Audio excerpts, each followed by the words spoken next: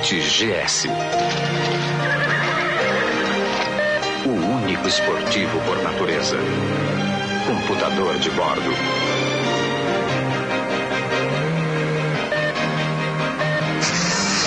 O mais avançado design. De 0 a 100 em 10,2 segundos.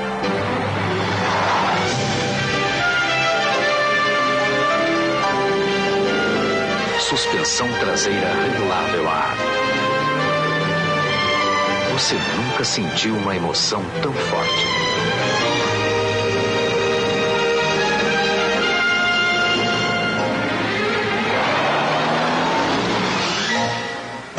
Chevrolet Cadete GS. A garra da nova. O ano é 1989. Numa viagem de madrugada à região dos Lagos, no Rio de Janeiro. Olhei pelo retrovisor do Chevette e vi 4 faróis piscando, pedindo passagem. Meu pai aumentou o giro e colou 160 no velocímetro. O carro de trás armou a seta e passou como uma flecha. Foi a primeira vez que vi um GS. Para um adolescente da época, amante de carros e colecionador voraz de revistas automotivas, a chegada do Cadete significava muito. Eram 5 anos sem novidades que se encerravam, porém, era a chegada de um legítimo esportivo europeu, com seus para-choques envolventes na cor do carro com milhas embutidas, igualzinho ao Opel Kadett GSI. Me lembro de ir toda semana visitar uma concessionária GM na Vila da Penha, checar se já havia chegado. Quando, enfim, chegou, o vendedor me deixou examinar todos os detalhes. Da mesma forma que o Chevrolet Monza e o Volkswagen Santana disputavam palmo a palmo a preferência. O consumidor brasileiro de sedãs médios, o Cadete chegou, inclusive com sua versão esportiva GS, no início de 1989 para brigar de frente pela superioridade de melhor desempenho do Brasil conquistada com o recém-lançado Gol GTI, apresentado meses antes, no final de 1988, no Salão do Automóvel. E a GM não veio para brincar quando trouxe a família Cadete para o mercado brasileiro. Sucesso no mercado europeu, concebido e produzido pela Opel, braço alemão da General Motors Corporation na época. Mostrou-se um produto vitorioso desde o lançamento dessa geração no velho continente, em 1984. O Cadete GS, Gran Sport, tinha o mesmo DNA alemão de seu arquirrival Gol GTI. Apêndices aerodinâmicos para melhorar sua performance quando o assunto era a resistência do ar que, ao mesmo tempo, davam aquele ar de briga típico dos esportivos. Esses recursos aerodinâmicos e o bom desenho da carroceria do Cadete resultaram no melhor coeficiente de penetração aerodinâmica, CX, da categoria de esportivos, 0,30. Mas a luta com o rival Gol GTI era duríssima. O Volkswagen pesava cerca de 100 kg a menos e desenvolvia 4 cavalos a mais de potência máxima. Nesse caso, não há aerodinâmica que resolva.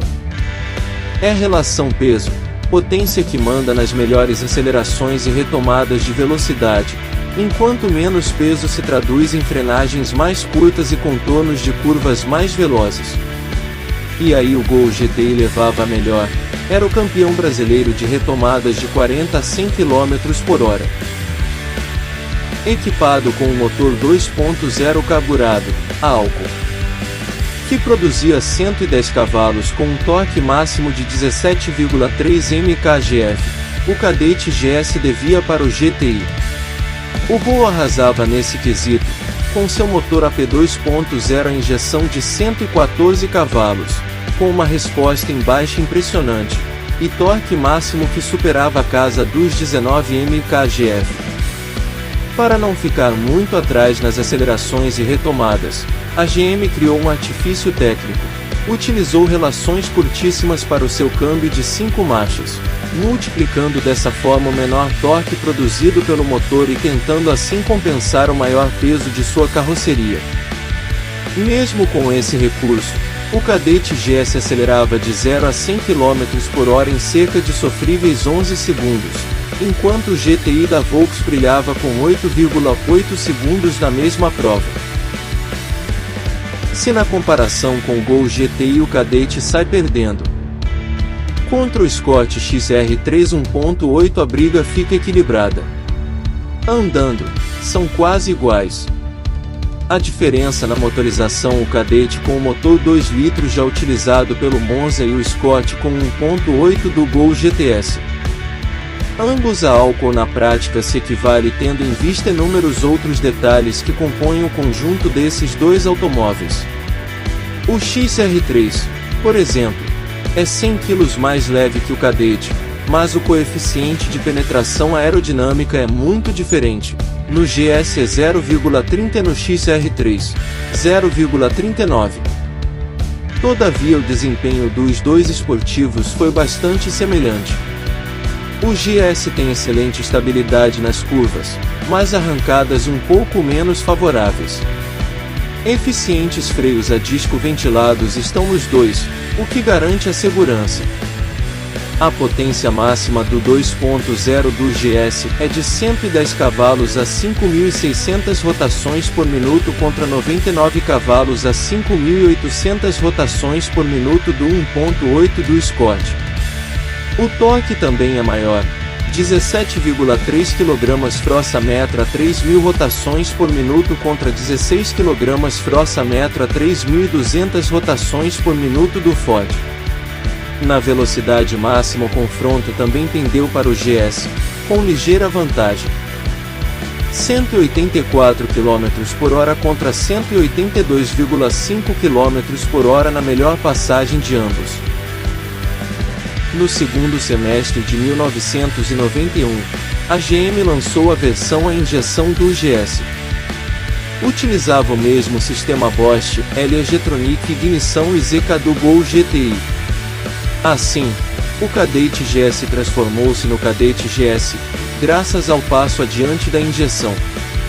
Com novo coletor de admissão e maior taxa de compressão, o GSI, que só era oferecido a gasolina, passou a gerar em seu motor 2.0 a potência máxima de 121 cavalos e um torque de 17,6 mkgf. Mesmo com o diferencial alongado de 3,94 para 1 para 3,72 para 1.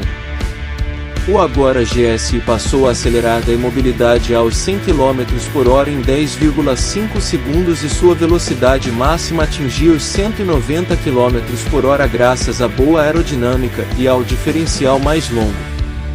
Para se diferenciar das demais versões, inclusive a GS, o Cadete GSI ficava mais abrasileirado, se é que podemos dizer. Ele vinha adaptado mais ao gosto nacional, com as luzes de indicação de seta incolores. A faixa preta que existia entre as lanternas traseiras deixava de existir. Fora as faixas decorativas e as novas rodas exclusivas que conferiam charme e esportividade ao Cadete GSI.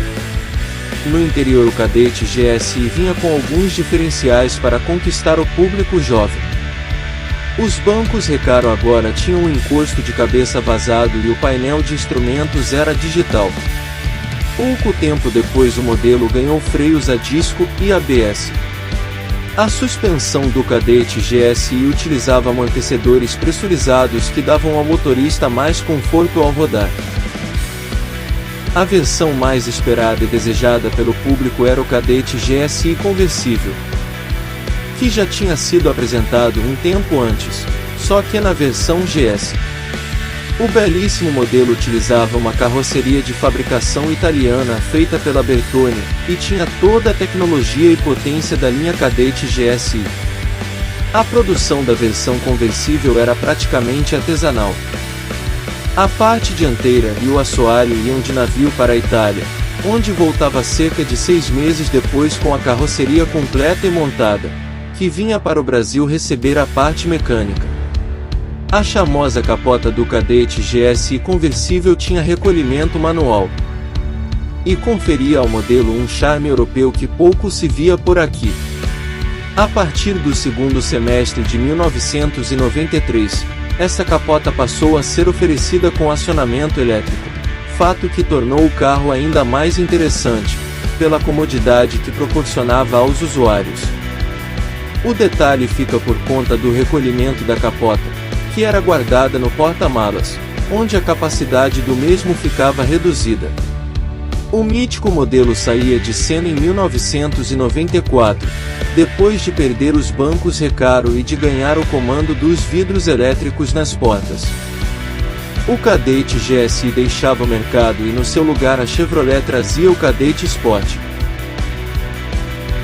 Atualmente, um Cadete GS ou GSI restaurado e bem próximo às suas características originais pode ser adquirido no mercado por preços que variam entre 30 e 50 mil reais, dependendo do nível da restauração, da originalidade dos componentes utilizados nela e até da cor do modelo.